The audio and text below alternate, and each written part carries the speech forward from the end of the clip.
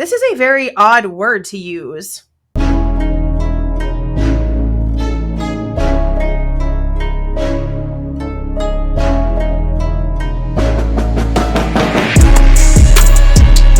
guys, this is Jules with True Crime Reactions.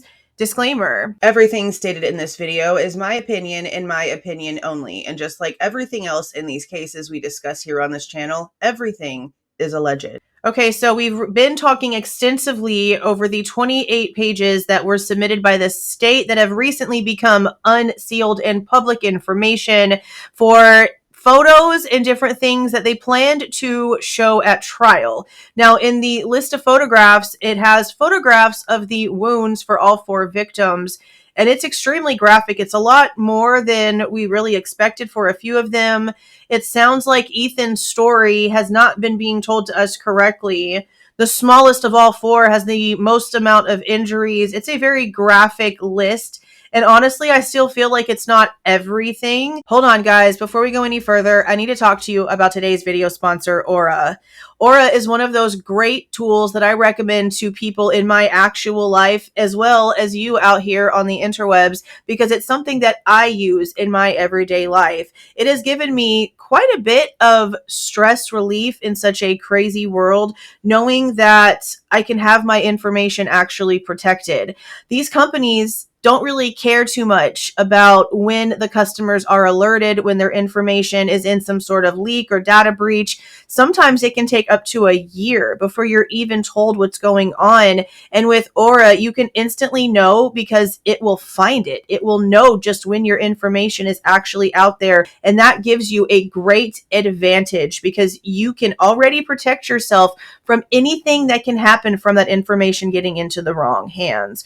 Aura helps you not only protect your information out on the internet, but also protect your information in the real world because of the VPN services and the credit monitoring and the vast majority of other services that it offers. If you want to go ahead and give it a spin and see exactly what I mean, I have a link down in the description box that gives you 2 weeks free on me, or you can just go to aura.com/Jules. That's aura.com/JULEZ for the same 2-week free trial. Put your information in. See just how much of it's actually out there and for sale. People will pay for it. It's insane.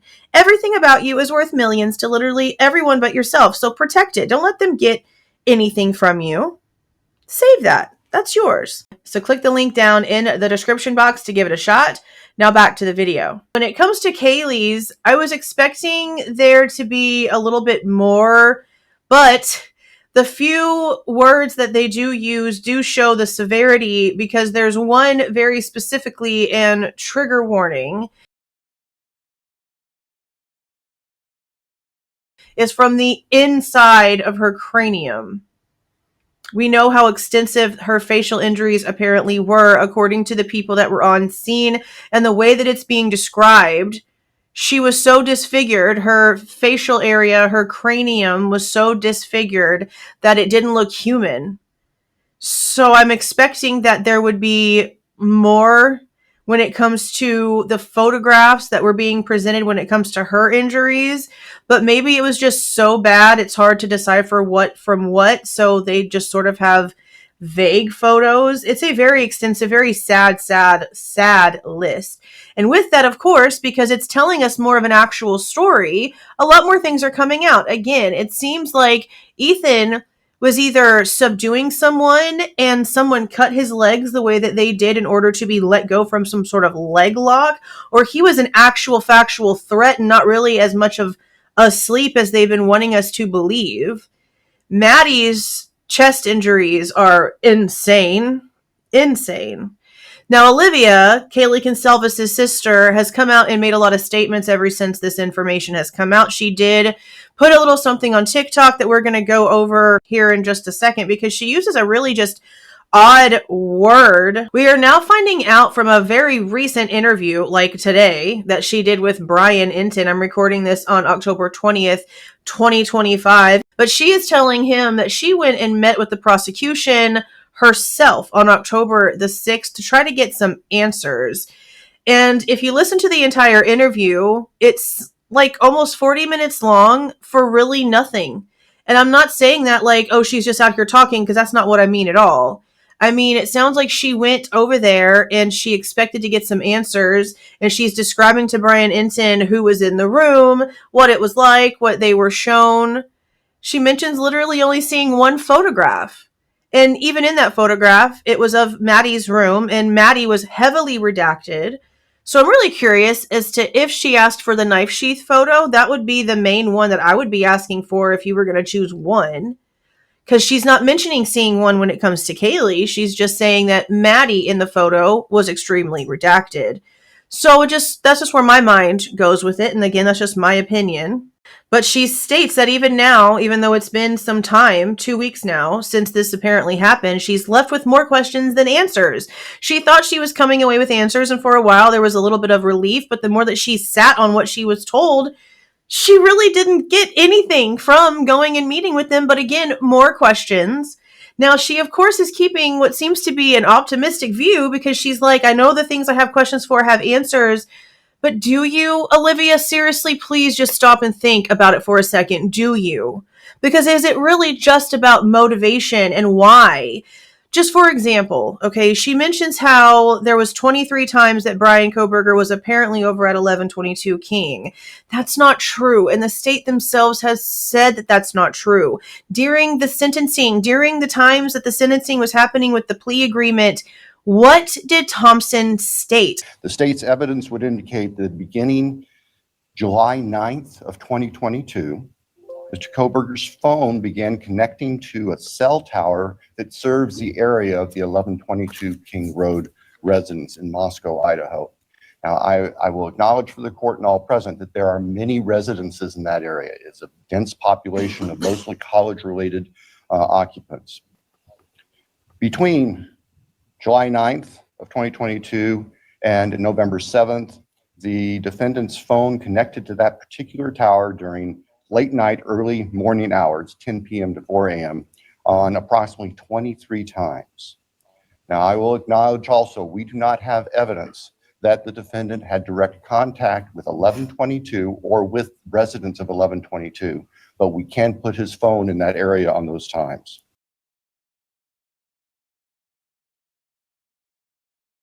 They could not directly connect him to that house or to those people or anything. That there was such a wide area, a wide range covered by those towers, and such a vast amount of people that lived in that area that they couldn't say where he was. They just knew that he was close enough to use the tower. But look at all of his shopping receipts. They literally don't have anything. So when she comes out here on the interview with Bryan Ensign and she's using that as something, I really wish that she would step back and listen to what they're telling her. And it's also interesting that a lot of people are not really paying attention to the fact that even Stacey Chapin's statements before and now, most recently at CrimeCon this year, 2025, I believe the Denver location, she makes a big statement about how there's no service in that Palouse area.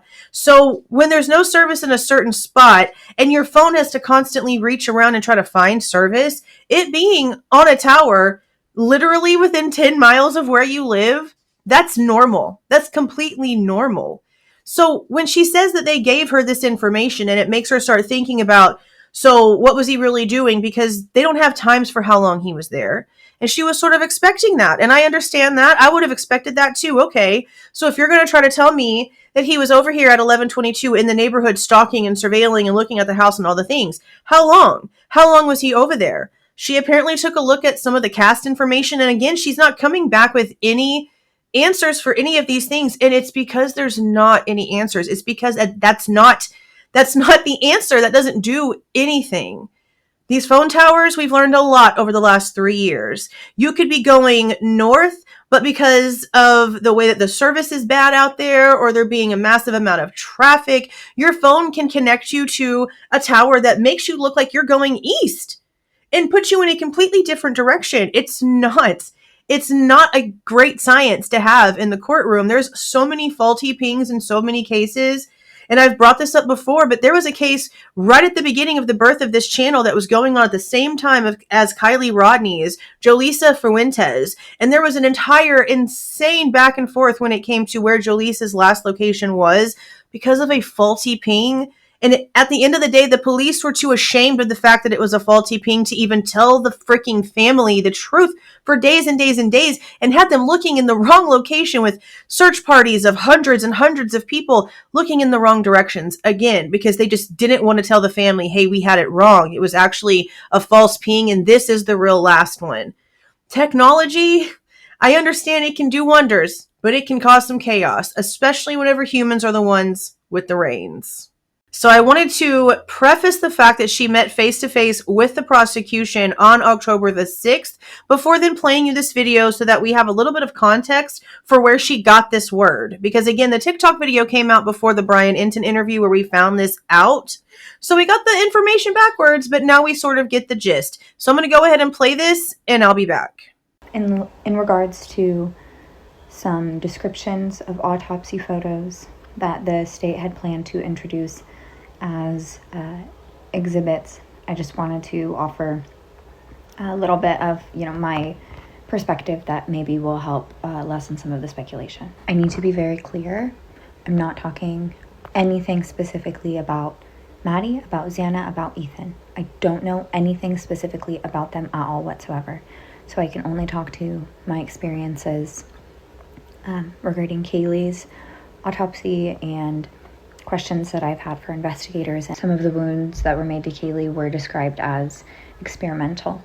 So a wound that might typically, in its presentation, look defensive, might not have necessarily been defensive, because at some point he was inflicting wounds that, any logical person would know wouldn't be fatal. So I don't want to speculate on what exactly he was doing, whether it was to, just cause pain or whatnot. These wounds didn't necessarily make a lot of sense. They were described to me as experimental.